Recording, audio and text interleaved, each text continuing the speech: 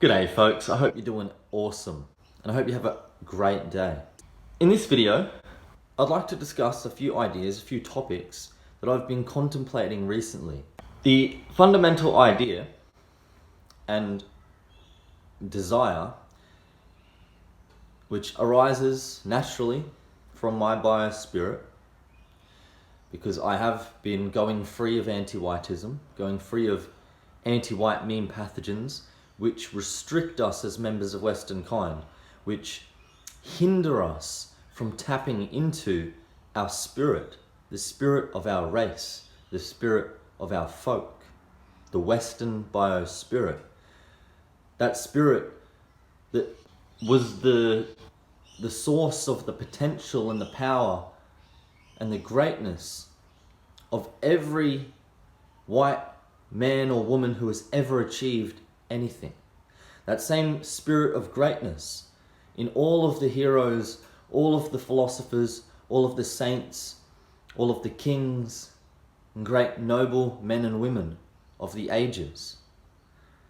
That same spirit is in you and it's in me as members of Western kind. Going free of anti-whiteism, we're able to tap into that natural instinct even.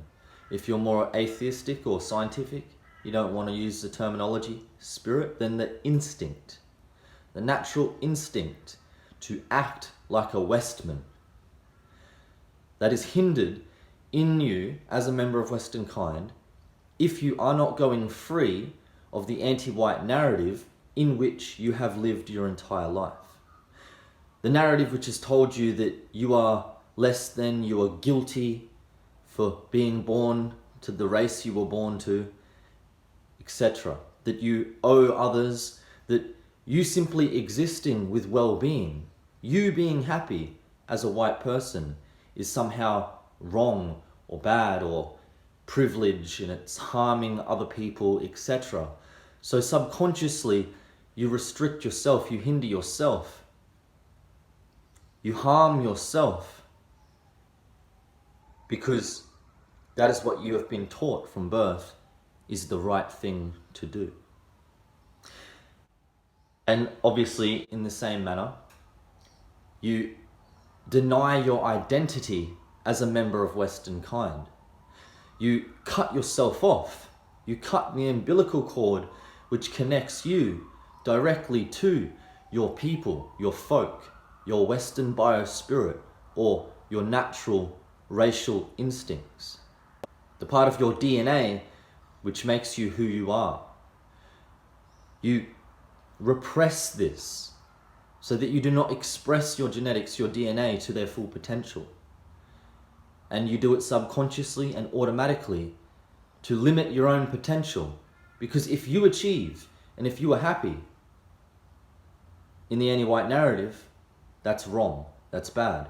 You have to suffer because you are a member of Western kind. It's very important that you learn to tap into your biospirit, your instinct. And it is a natural thing that just naturally unfolds. Again, it's in you, it's there ready to be tapped into. It's just been buried by anti-white meme pathogens.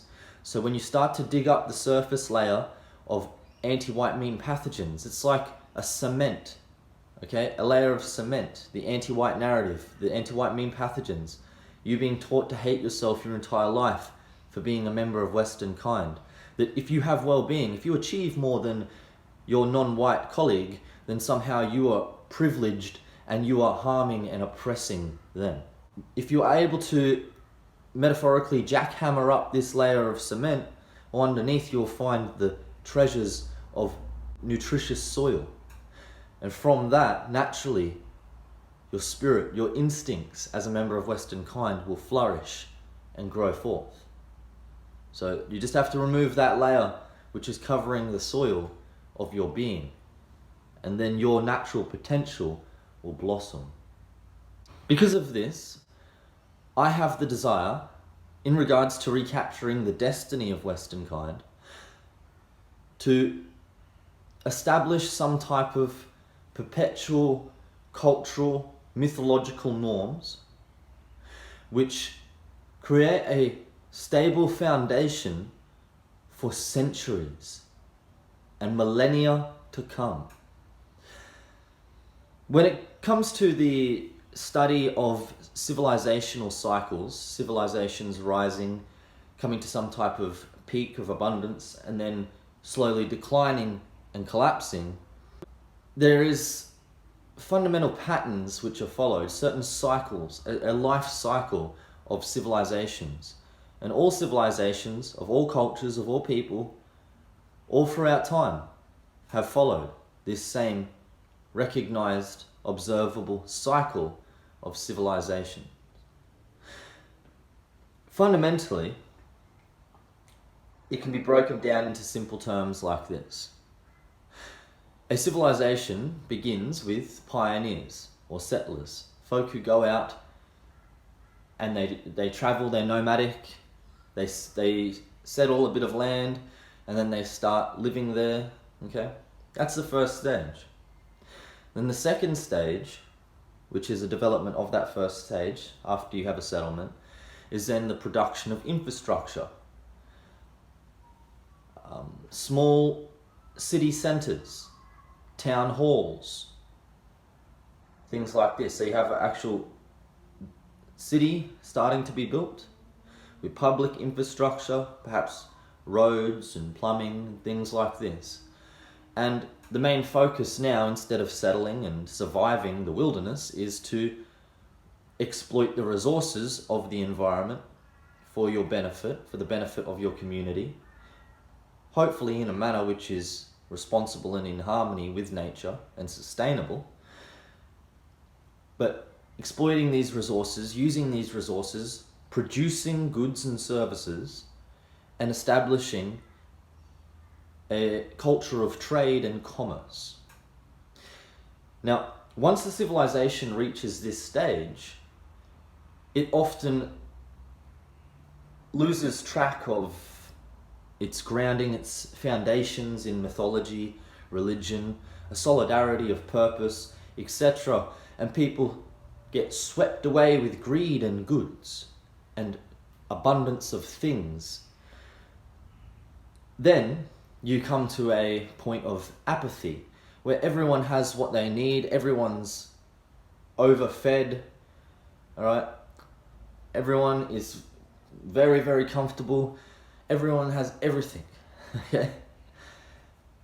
Once you hit that point of civilization, that part of the cycle of civilization, okay, you're already at the point of decline. From that point forward, everything goes downhill.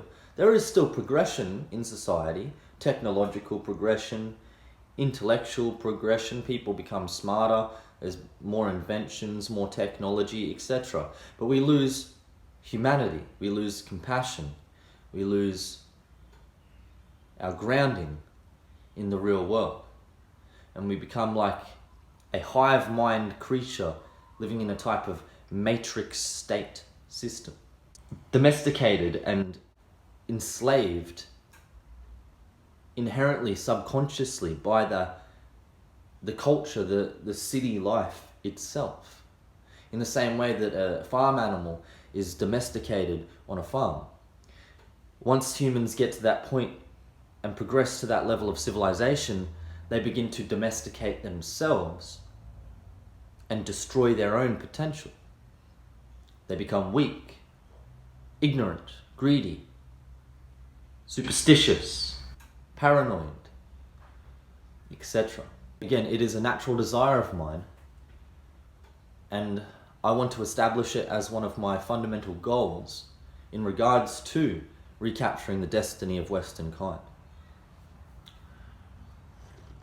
That we focus on, again, establishing some form of spiritual and mythological grounding and foundation on which we can build a new culture, a new civilization which is perpetual, an immortal and eternal civilization for Western kind that doesn't rise and collapse and rise and collapse, that is always rising.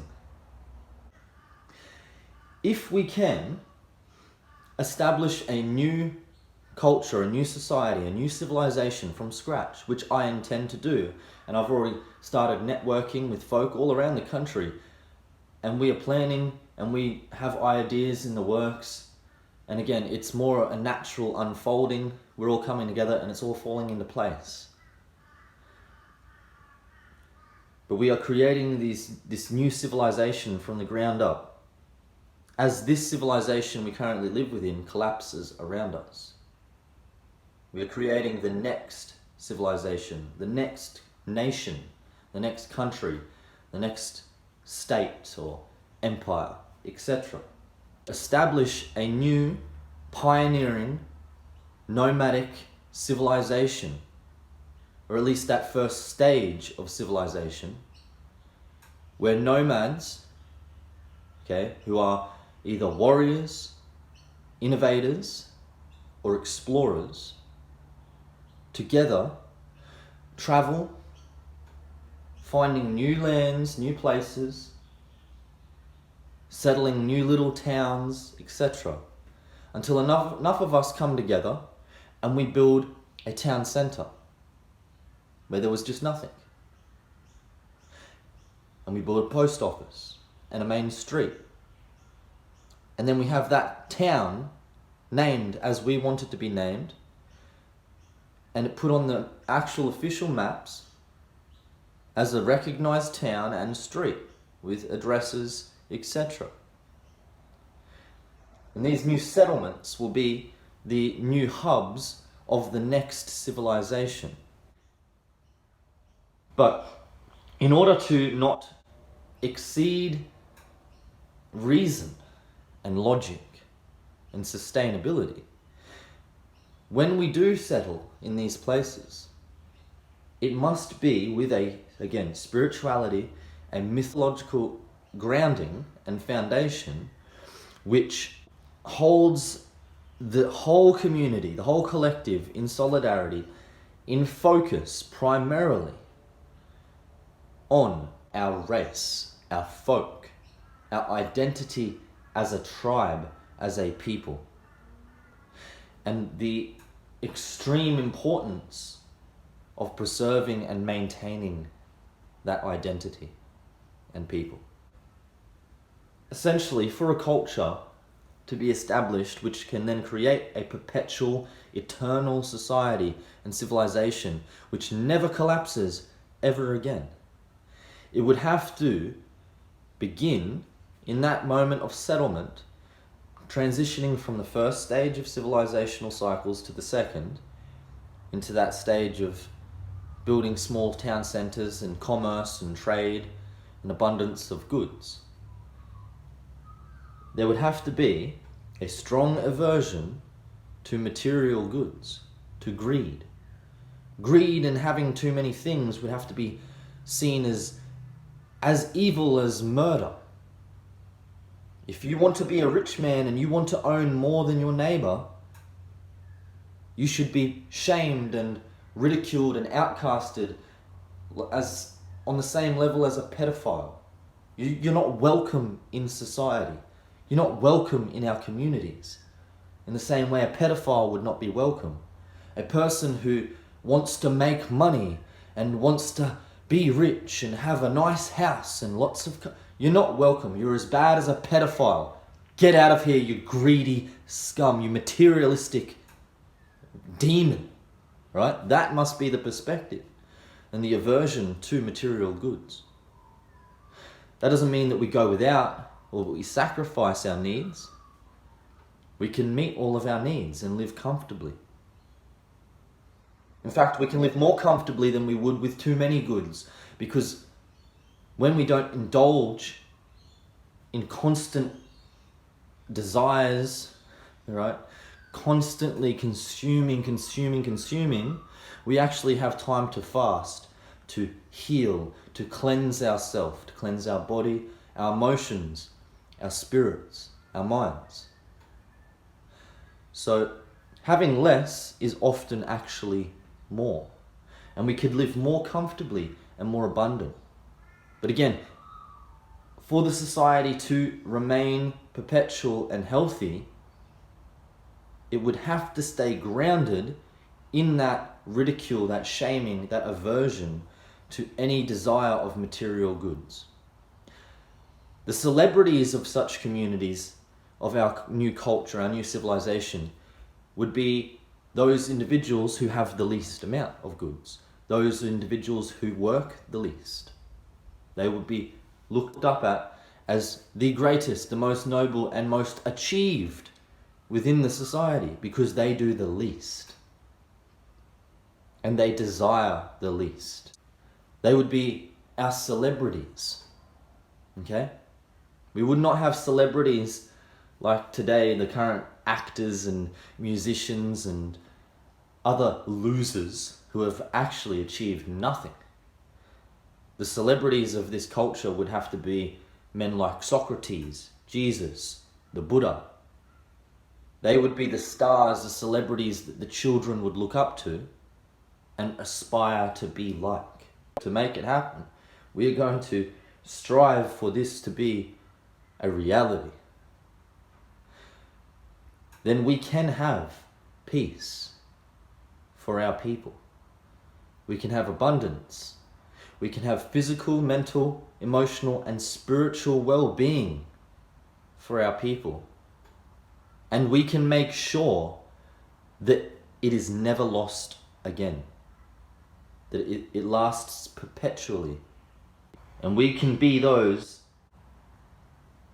folk of our family, of our communities, who do the work now, today, to establish this golden age, this golden civilization of peace, prosperity, and love for future generations of our people.